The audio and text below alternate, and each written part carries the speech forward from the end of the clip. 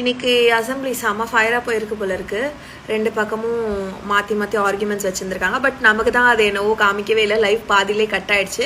இங்கே இருந்தாவது சின்ன சின்ன வீடியோஸ் கிடச்சிதுன்னா சொல்லுங்கள், ஐ வாட்ச் இட். இன்னைக்கு இன்னொரு வீடியோவும் பரபரப்பாக போயிட்டு இருந்துச்சு.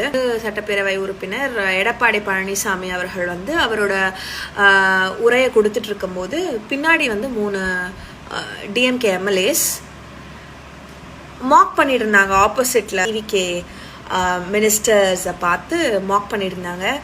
எனக்கு தெரிஞ்சு அவங்க கை காமிச்சதும் அவங்க சொன்னதும் மோஸ்ட் ப்ராபப்ளி அது மினிஸ்டர் கீர்த்தனாவாக இருக்கலாம். ஒருத்தர் வந்து கூப்பிடுறாரு, பக்கத்தில் இருக்கவளை கூப்பிட்டு அங்கே பாரு எப்படி உட்காந்துருக்கு பாரு, உட்காந்துருக்கு அப்படின்னு சொல்லிட்டு ஒரு மாதிரி ஆக்ஷன் பண்ணி காட்டுறாரு.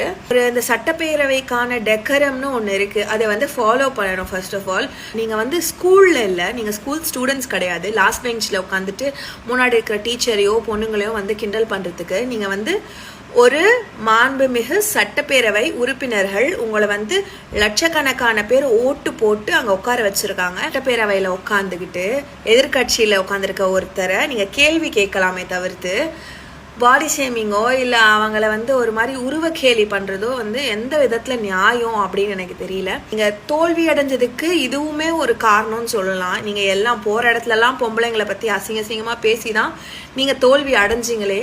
இன்னமும் நீங்கள் அதை தான் பண்ணுறீங்க. நீங்கள் மட்டும் இல்லை, நீங்கள் பேசி உங்கள் கட்சிக்காரங்களையும் அதுக்கு பழகிட்டீங்க. ஸோ அவங்களும் வந்து ஓப்பனாக பெண்களை வந்து ஸ்லட் ஷேம் பாடி ஷேம் பண்ணிட்டு திரியிறாங்க. என் மைண்டில் இன்னொன்று என்ன ஓடிட்டுருக்குன்னா, இவங்க கிட்ட டீசன்சி எதிர்பார்க்கலாமா வேண்டாமா அப்படின்றது தான்.